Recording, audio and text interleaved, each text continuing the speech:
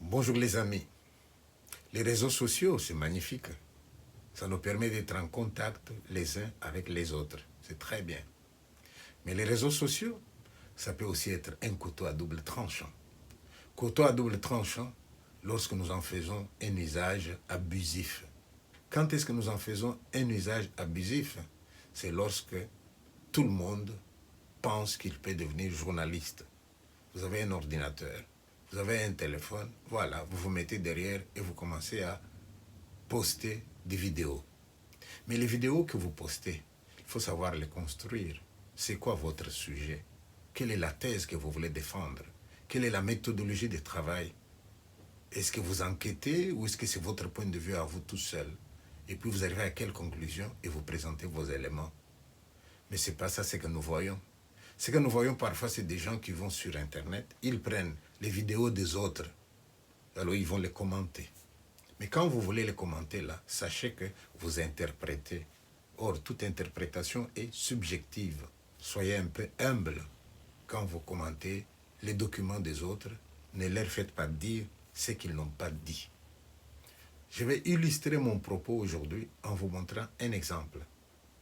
Vous avez une vidéo qui circule où on voit Pichi Banda en train de parler de Banyamulenge. C'est très bien. Mais cette vidéo qui circule, si vous la placez dans son contexte, vous avez alors tout le message. Mais si elle n'est pas dans son contexte, vous ne comprendrez rien. Alors revenons au contexte.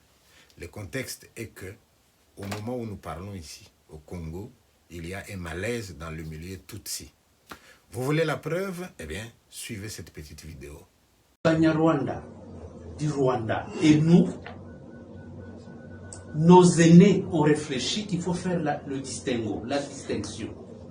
C'est ainsi qu'ils ont adopté le nom de Banyamulenge. Juste un nom qui part de la première colline où nos aïeux, lorsqu'ils sont arrivés, et ça c'est la migration au niveau de l'Afrique, ce n'est pas particulièrement pour le cas de la RDC. Ils ont pris le nom de Banyamulenge pour nous distinguer des autres. C'était pour résoudre ce problème-là, parce que les voisins, ils nous accusaient, on vous appelle des Banyarwanda, de l'autre côté il y a des Banyarwanda, vous risquez de semer la confusion. Nous avons pris cette option pour clarifier les choses. Qu'est-ce qu'ils veulent là-dedans? Ils veulent se positionner par rapport aux Rwandais. Dire nous avons choisi d'être Banyamulenge pour nous distinguer des Rwandais. Je ne vais pas discuter ça, mais c'est ça le message. Mais maintenant, pourquoi il dit ça en ce moment? Il dit ça en ce moment parce qu'ils se sentent pointés du doigt par les Congolais qui les accusent d'être des traîtres. Pendant que les uns sont dans cette voie-là, vous avez d'autres qui, au niveau mondial, international, font des conférences pour dire aux gens on nous maltraite là-bas alors que nous étions au Congo avant 1885. C'est le but de cette vidéo que je vous montre aussi. C'est très important quand il a fini. Merci beaucoup. Moi, je vais poser la question à Madame Hélène. Elle a exposé c'est la question des mythes et mensonges.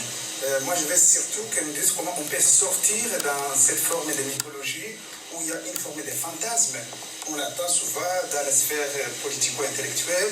On va commencer à qualifier certaines personnes qui ne sont pas congolais. Par exemple, je donne un exemple, ils vont dire M. André Sombregwa n'est pas congolais. Ils vont dire il est rwandais. Donc, Monsieur nous a expliqué comment il y a les Banyarwanda qui sont venus telle période et les anciens Banyarwanda qui sont les Banyamulenge ou les Banyaruchuru ou les Banyamasisi. Si j'ai bien compris. Comment on peut sortir dans ça? C'est ça ma question. J'ai une réponse. Les amis, non. Mais une réponse, c'est Achishmet ici, et c'est maintenant Hélène qui va répondre. Après, c'est fini. Non. Ne donne pas la parole aux participants. On va nous dire que c'est parce que on doit tirer la salle. C'est de l'arnaque, ça. Puisque vous ne voulez pas me donner la parole, je la prends. Écoutez-moi. Monsieur, s'il vous plaît.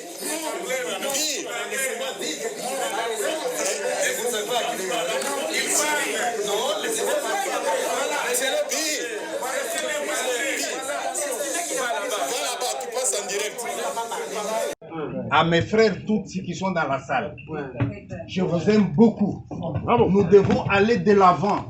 Mais pour réussir, s'il vous plaît, les Tutsis, arrêtez de vous laisser infantiliser. Dans tout ce que nous avons entendu, on vous présente comme des victimes. Moi, ce que j'attends de vous, ce que j'attends de vous est que la fois prochaine, quand les Rwandais vont nous attaquer et que nous, on dit, c'est les Rwandais qui nous attaquent, et quand le Rwandais répond, c'est pas nous, ce sont les Banyamulenge. On aimerait que ce jour-là, les Banyamulenge se lèvent et disent, c'est pas nous, c'est vous les Rwandais. Voilà. Le jour où vous allez... Voilà. Le jour où vous allez écouter. Oui, madame, nous allons l'écouter. Ah, mais si vous vous laissez... c'est un préjugé. Si vous vous laissez instrumentaliser, on ne va pas avancer. Alors, lors de cette conférence où vous avez des Tutsis qui parlent, et même un Congolais avec eux, eh bien, j'ai eu la chance d'avoir été accepté dans la salle, parce qu'on n'acceptait pas tout le monde. Et quand je suis entré dans la salle, j'ai entendu ça, c'était bien. Mais voilà que je m'étonne que le modérateur, au cours de cette conférence-là, ben, c'était un blanc, qui, dès le début, commence par nous dire « Je suis un ancien sergent ou adjudant de l'armée allemande. » Ouais. Et qui, au moment où il faut maintenant donner la parole aux gens, il décide qu'il n'y aura que 3 questions, pas plus. Parce qu'il y a la police qui attend, nous devons vider la salle, et qu'il y a la boisson qui nous attend, nous allons boire. Je dis, mais attends, nous ne sommes pas des enfants qu'on va appâter avec la boisson, ou à qui on va faire peur pour dire la police est à l'extérieur. Et arrivé au moment des questions, eh bien, ils ont donné la question à 1, à 2, à 3, et j'ai levé les doigts parce que j'avais à dire quelque chose. Et ils m'ont refusé la parole. Il y avait le micro, hein. Et comme ils m'ont refusé la parole, moi, je n'étais pas d'accord avec ce qui avait été déclaré. J'avais quelque chose à dire. Et alors, je me suis levé. Et j'ai parlé à haute voix pour être entendu de tous, parce qu'on m'a refusé le micro. C'est alors que vous avez l'impression que je suis un tout petit peu énervé. Mais ce n'est pas dans mon tempérament de perdre le calme et de réagir d'une manière qui pourrait étonner les gens. Non. Voilà, c'était ça. Alors, le message, c'est quoi donc, d'une manière brève? Le message, c'est que Pichi Banda réitère ce qu'il a dit dans la vidéo. Lorsque nous sommes attaqués par un pays voisin, le pays voisin est malin, intelligent, il veut un masque pour qu'on ne l'accuse pas lui. Eh bien, il dit, c'est pas nous, ce sont les Banyamulenge. Mon vœu à moi est que, ces jours-là, les Banyamulenge se lèvent, regardent la scène et disent, non, non, non, non, non, c'est pas nous les Banyamulenge, c'est vous, les Rwandais. À ce moment-là, on aurait parlé un autre langage. Mais si pendant ce temps-là, l'assaillant dit, je suis Munyamulenge, et le Munyamulenge ne dit rien, parce que l'autre, c'est peut-être son cousin, c'est ça qui a fait mal aux Congolais. Mais est-ce qu'il faut en rester là? Non, il faut que les choses soient dites. Il faut qu'on se réconcilie tout le monde et qu'on regarde devant. Et on va aller devant si on parle de la vérité. Et la vérité, c'est ce que je souhaite à tout le monde. Voilà. Je vous remercie.